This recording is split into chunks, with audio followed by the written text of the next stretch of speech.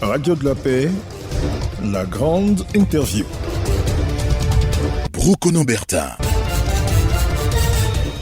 Bonjour à tous, bienvenue à la grande interview. La grande interview qui, cette semaine, nous conduit à Genève au siège de l'Organisation internationale du travail, où nous avons en ligne M. Moustapha Kamal Gueye.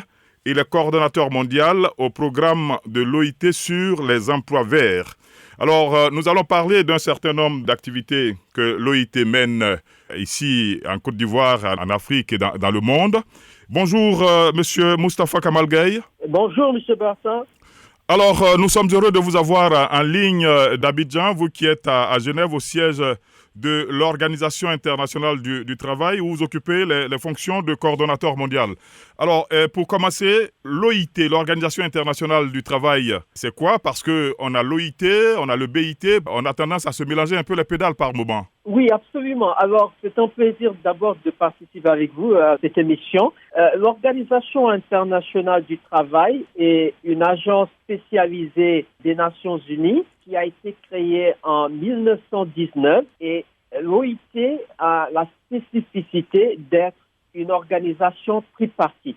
C'est-à-dire que les mandants de l'Organisation internationale du travail sont des représentants des gouvernements, des employeurs et des travailleurs de 187 États membres. Alors, le BIT en tant que tel est le Bureau international du travail qui est le secrétariat de l'organisation. Alors, en français, on peut faire la différence. OIT, qui est l'organisation dans sa composition tripartite, et le bureau, qui est le secrétariat, qui est le BIT. Bon, souvent, on utilise de manière interchangeable OIT et BIT, mais ce n'est pas la même chose. OK. Alors, par rapport aux missions de l'OIT, qu'est-ce que nous pouvons retenir? Qu'est-ce que l'OIT fait? Qu'est-ce que l'OIT a fait jusque-là?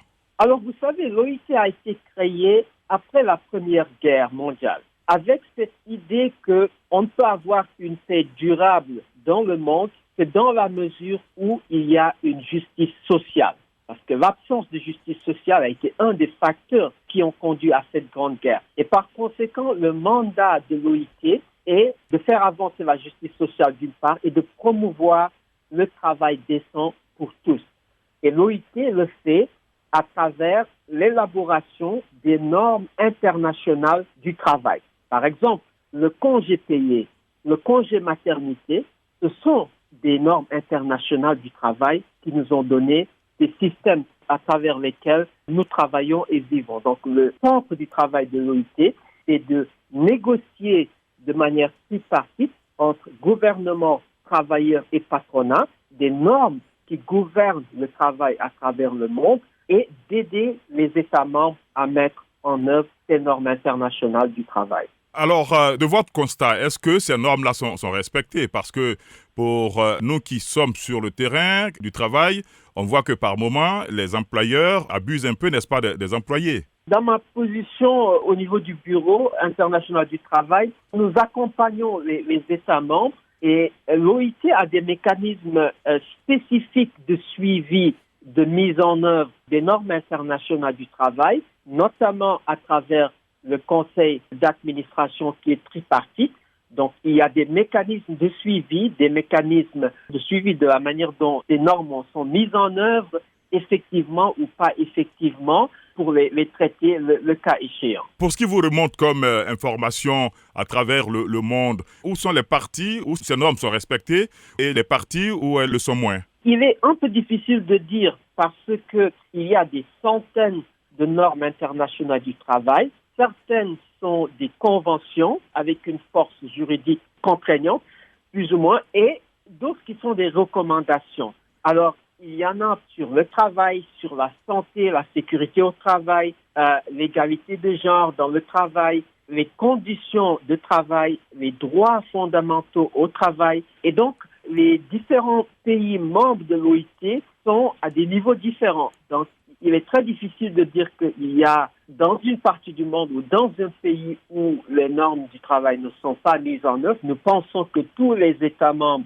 font un effort, mais évidemment sont à des niveaux différents d'exécution et de mise en œuvre. Mais nous pensons qu'il y a une volonté des États membres et des mandants tripartites de mettre en œuvre ces conventions et recommandations qu'ils ont eux-mêmes formulées et se sont engagés à mettre en œuvre. Alors, est-ce que vous avez la possibilité de suivre cela, parce que le travail au noir, il existe particulièrement en Afrique. Aujourd'hui, on parle du SMIC dans certains États qui n'est pas respecté. Oui, alors, moi, dans ma position, c'est un peu délicat parce que, comme vous le savez, je suis le coordonnateur du programme mondial de l'OIT sur les emplois verts. Donc, mon travail essentiellement au jour le jour, c'est de promouvoir l'emploi dans le contexte de la transition écologique. L'OIT a différents départements qui suivent spécifiquement. Nous avons un département qui s'appelle Normes, qui suit les normes internationales du travail et leur mise en œuvre. Et donc, comme je vous ai dit tantôt, il y a aussi des mécanismes au niveau du conseil d'administration qui suit l'exécution des normes du travail et au besoin de discuter entre les mandats tripartites là où il y a des questions, des problèmes et comment les résorber. Vous venez de parler donc des emplois verts. Vous êtes coordonnateur mondial du programme de l'OIT sur les emplois verts. Alors, les emplois verts s'opposent à quel type de travail?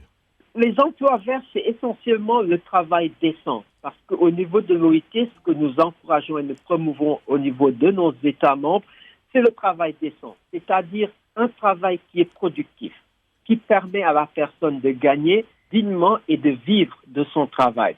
Un travail qui donne droit au travail, le droit à la négociation collective et ensuite un travail qui permet aux travailleurs de participer au dialogue social. Donc entre travailleurs et employeurs et un dialogue social tripartite. Et finalement, un travail qui permet d'avoir un accès à la sécurité sociale. Ce sont ces éléments qui représentent ce qu'on appelle un travail décent. Alors, la dimension environnementale vient se rajouter à cela, c'est-à-dire qu'il est possible de promouvoir le travail décent, mais en même temps de contribuer à l'agenda écologique. Par exemple, travailler dans le secteur des énergies renouvelables, ça permet de non seulement avoir un travail décent, mais jouer un rôle dans la transition énergétique. Ça peut se faire dans le secteur de l'efficacité énergétique, des ingénieurs, des auditeurs de bâtiments, par exemple, ou bien dans le secteur de la gestion des déchets et du recyclage. Donc, avoir un travail décent, mais qui contribue à résorber un certain nombre de problématiques environnementales. Grosso modo, c'est ce que nous appelons le travail décent, et ça peut se faire dans tous les secteurs d'activité économique.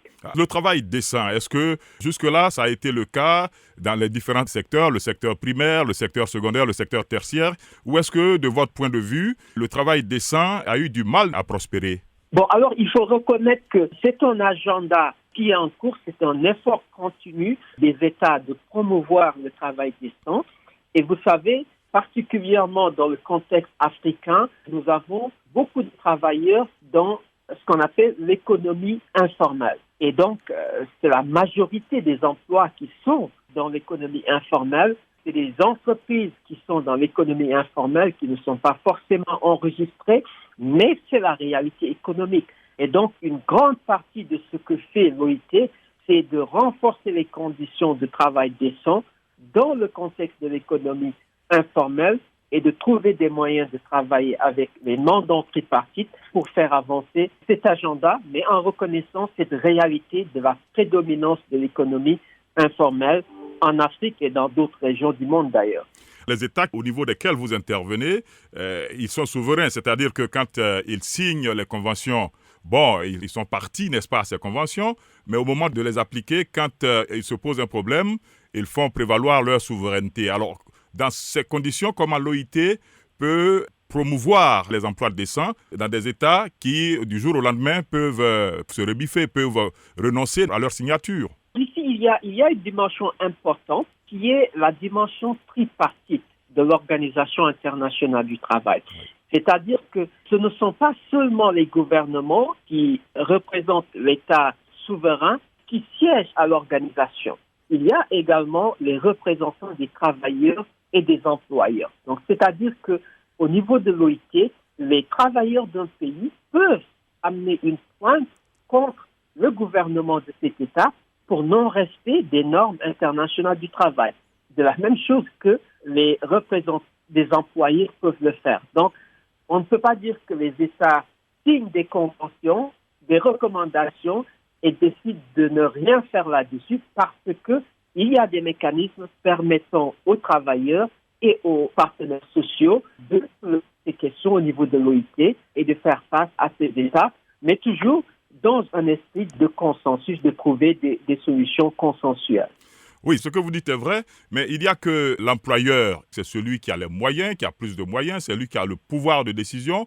Que peuvent les employés face à un employeur? Parce que on s'est rendu compte sur le terrain que les travailleurs voient leurs droits bafoués, mais par peur, par crainte de perdre leur emploi, ils se taisent, ils disent rien. Oui, alors il faut aussi noter que dans chacun des États membres, il y a une administration du travail.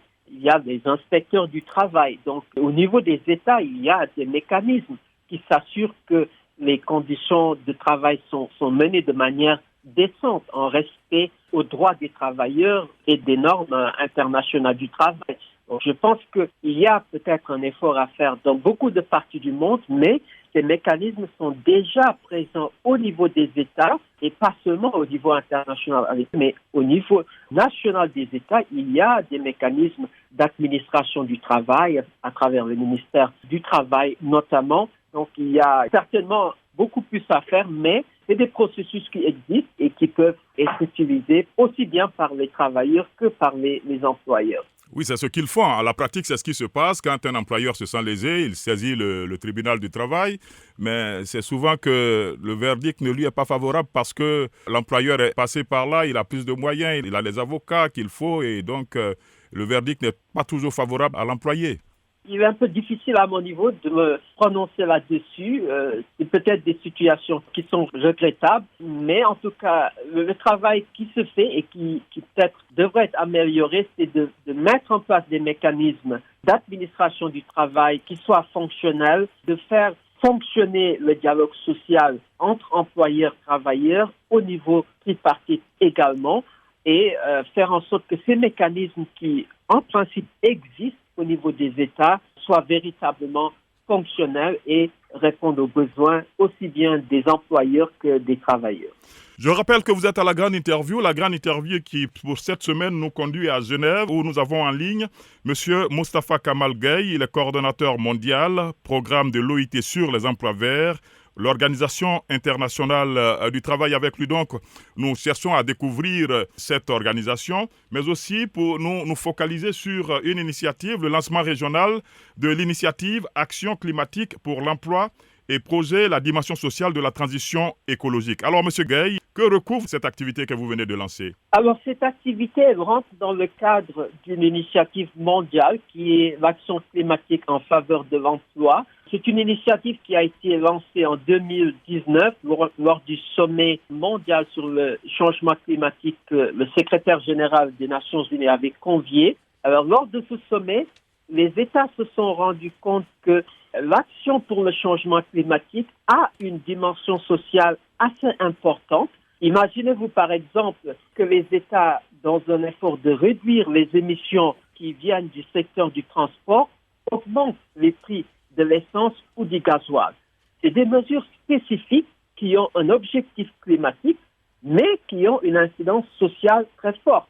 Vous pouvez penser à ce que nous avons vu en France avec les gilets jaunes. Ça a commencé par une augmentation des tarifs au carburant. Donc, c'est des taxes, etc. Et donc, toutes les mesures que les États prennent pour faire face au changement climatique peuvent avoir des incidences directement sur le revenu des ménages, mais aussi sur le travail lui-même en créant des possibilités de nouveaux emplois, mais aussi des risques de perte d'emploi.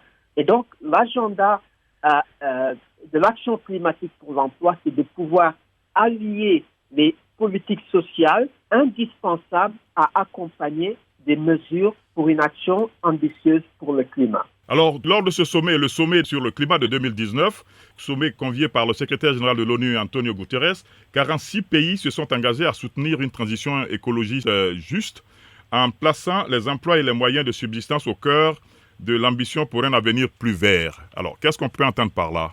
Ce qui s'était passé lors du sommet, nous avons encouragé les États à s'engager à mettre en place des plans de transition juste c'est-à-dire en parallèle des mesures spécifiquement pour le changement climatique, que les États mettent en place des politiques, des stratégies, de manière dans la dimension sociale de la transition écologique. Donc, nous avons eu 46 pays qui ont pris cet engagement ferme, et de ces 46 pays, il y en avait 10 africains, et je suis très content de dire que la Côte d'Ivoire en fait partie, et ces pays ont pris cet engagement de mettre en place des stratégies nationales. Alors, au niveau des Nations Unies, nous avons mis en place cette initiative Action climatique pour l'emploi, dont l'objectif d'accompagner ces États à réaliser leurs engagements au niveau de l'accompagnement technique, au niveau du Conseil, et faire en sorte que les États puissent transformer ces engagements politiques en réalité sur le terrain. Alors, est-ce que ces engagements ont pu être réalisés ou alors ont connu un début d'exécution? Quand on sait l'intrus qui s'est invité à la dernière minute, je veux parler du Covid-19. Oui, alors je peux dire qu'il y a un début d'exécution parce que lorsque vous regardez l'agenda climat et les mécanismes en place, nous avons l'accord de Paris sur le changement climatique de 2015, qui est l'accord principal. Et dans l'accord de Paris, il y a ce qu'on appelle les contributions déterminées au niveau national, les contributions nationales des États, par lesquelles les États ont pris des engagements à mener des mesures spécifiques pour réduire les émissions de carbone et faire face au changement climatique. Donc, dans la plupart de ces contributions nationales qui ont été soumises en 2015, très peu avaient pris en compte la dimension emploi et la dimension sociale. Et dans l'accord de Paris, il est dit que chaque 5 ans, les États doivent revoir leurs contributions nationales avec l'objectif de relever le niveau d'ambition. Et il s'est trouvé que 2020 était l'année où les États devaient revoir ces contributions nationales. Alors, ce que nous avons fait, nous nous sommes engagés avec beaucoup de pays pour les accompagner à comprendre les impacts sociaux de leurs engagements climatiques et de les intégrer dans cette revue des contributions nationales. Et donc, de ce fait, un certain nombre de pays, je suis content de le dire encore une fois, dont la Côte d'Ivoire, ont intégré cette dimension travail décent et transition juste dans leur document de contribution nationale revue, et c'est déjà un pas très important. Et le Covid-19 dans tout ça, est-ce que par rapport à ces engagements, le Covid-19 n'est pas venu perturber les plans de ces pays qui se sont engagés? Évidemment, le Covid-19 a fait que beaucoup de pays ont eu du retard dans la mise en place de leur document de contribution nationale et la revue. Il y a ce retard qui est noté dans beaucoup de pays, mais il y a aussi le fait que souvent, lorsque nous sommes dans une crise économique, les États pensent que les questions environnementales relèvent du luxe et il faut déjà aider les ménages et les entreprises, les travailleurs à rester en opération. Ensuite, on s'occupe des questions environnementales. Mais ça, c'est une façon de voir la crise. L'autre façon de la voir, je dois dire, qui est l'approche que le système des Nations Unies a essayé de promouvoir, c'est de dire que cette crise de la COVID-19, elle doit nous rappeler deux choses. La première, c'est que nous sommes dans un système d'interaction entre les questions économiques, sociales et environnementales. Vous savez, nous sommes partis d'une crise sanitaire. La COVID, c'est d'abord une question sanitaire, mais qui s'est très vite transformée en une crise économique d'une ampleur qu'on n'a pas vue depuis la Grande Dépression. Et la deuxième chose, c'est que nous avons vu une crise sanitaire, mais on peut s'attendre à ce que des crises similaires interviennent dans le futur et une crise climatique n'est pas à exclure. Et donc, ça veut dire qu'il faut penser de manière globale, de manière intégrée et avoir des systèmes de résilience qui vont préparer les économies et les sociétés à ce que pourrait nous réserver le changement climatique. Alors, au moment où vous engagez ces initiatives-là pour une économie verte, quelle est la contribution de ceux qui sont concernés au premier chef, les environnementalistes, ceux qui sont chargés de l'écologie véritablement? Moi, je pense que ceux qui sont en charge de l'environnement ont bien pris en compte cette dimension environnementale, y compris dans le contexte de la crise de COVID-19. Et en matière de changement climatique, ce sont souvent les ministères en charge de l'environnement qui pilotent cet agenda, qui les négocient. Mais ce qui est important, c'est que depuis maintenant plusieurs années, les États se sont rendus compte que le changement climatique n'est pas une question environnementale. Le changement climatique est également une question économique et une question sociale. Et c'est pour ça que vous verrez que maintenant, dans les négociations sur le changement climatique, beaucoup de délégations sont composées de représentants des ministères des Finances et des ministères des Affaires étrangères et du Travail. Parce que quand le groupe intergouvernemental sur le changement climatique dit que pour atteindre les objectifs de l'accord de Paris, le monde doit sortir du secteur fossile, de l'énergie fossile, avant la fin de ce siècle. Imaginez un monde sans énergie fossile dans les 70 prochaines années. C'est une transformation économique, structurelle, industrielle d'une ampleur qu'on n'a jamais vue. Ce n'est pas une question environnementale, c'est une question économique, industrielle de grande envergure. Et donc, ça fait que maintenant, c'est une question qui est gérée dans beaucoup de pays par les ministères de l'économie, les ministères du développement et du plan, et pas seulement les ministères de l'environnement. C'est cette approche globale que nous essayons de promouvoir, et pour notre mandat au niveau de l'OIT, de nous occuper de la dimension sociale de cette transition écologique. Alors, M. Gueye, est-ce que, objectivement, les industries qui exploitent les matières premières minérales et tout cela, est-ce que vous pensez que la fin de ces industries-là, c'est pour demain? Alors, ce n'est pas pour demain et je pense que ce n'est pas l'objectif. Parce qu'ici, nous parlons d'une transition écologique, oui, pas d'une révolution écologique. Une transition ne peut se faire que de manière graduelle, de manière progressive. Et ça, je pense que les États membres en sont très conscients. Et nous savons que lorsque vous prenez le contexte de l'Afrique, par exemple, c'est un continent qui représente une très faible part des émissions mondiales de gaz à effet de serre. Mais l'Afrique est très vulnérable aux impacts du changement climatique. Je vais vous donner une indication.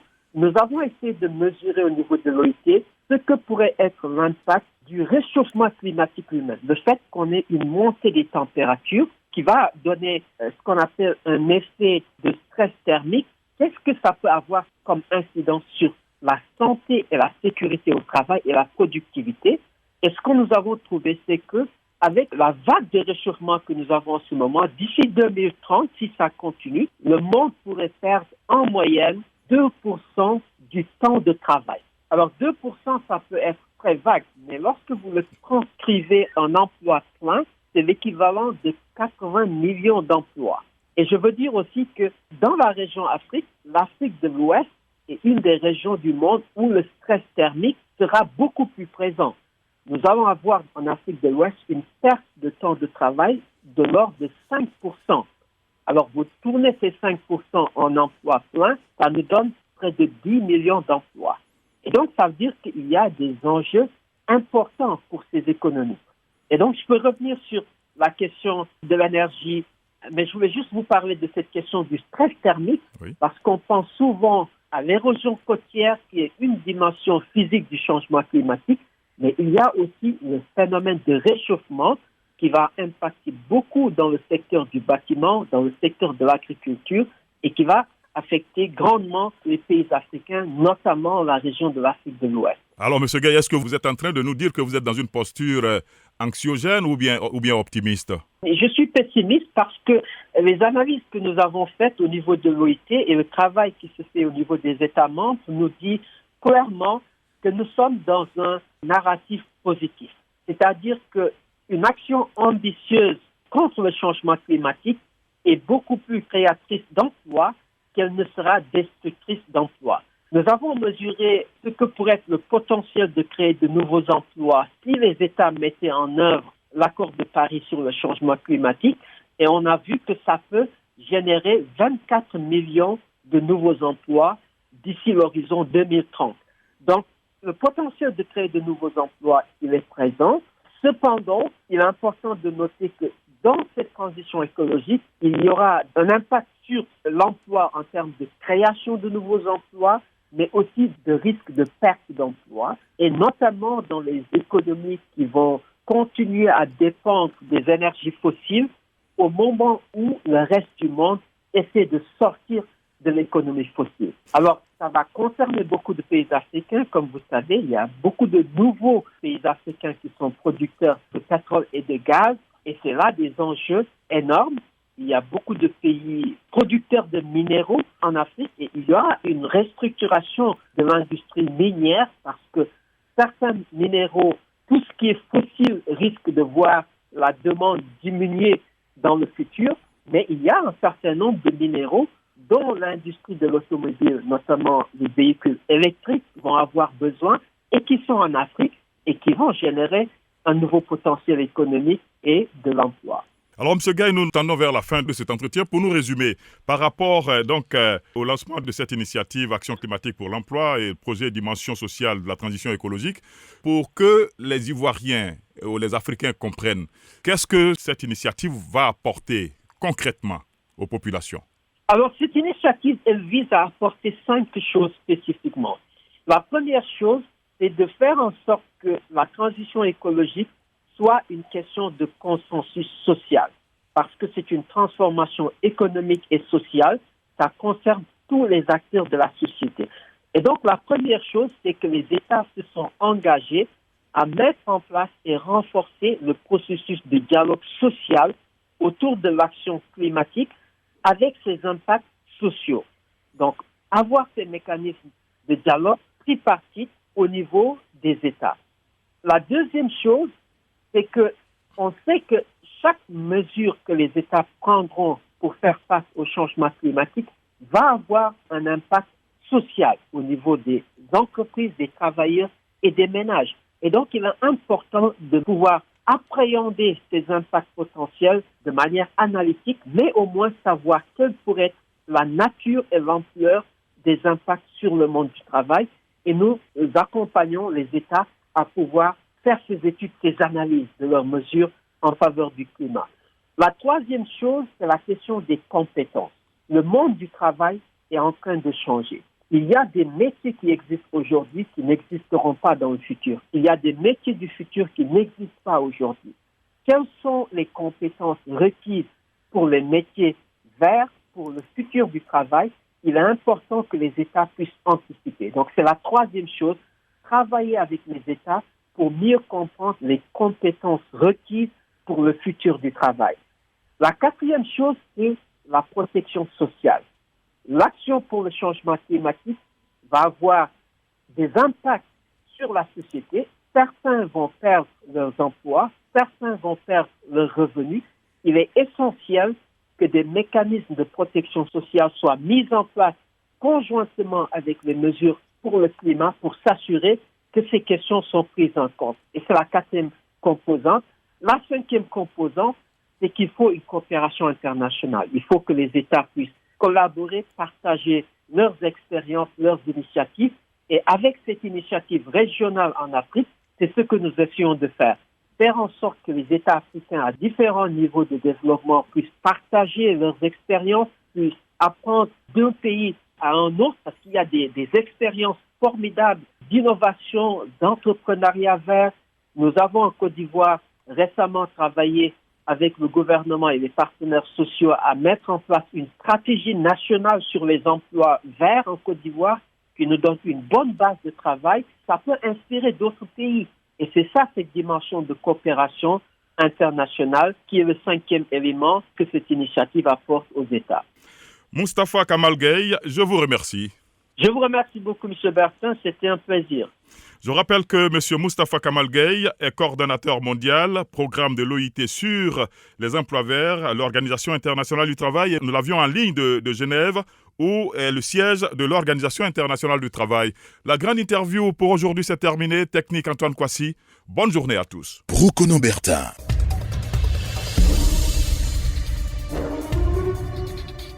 Vous venez de suivre la grande interview.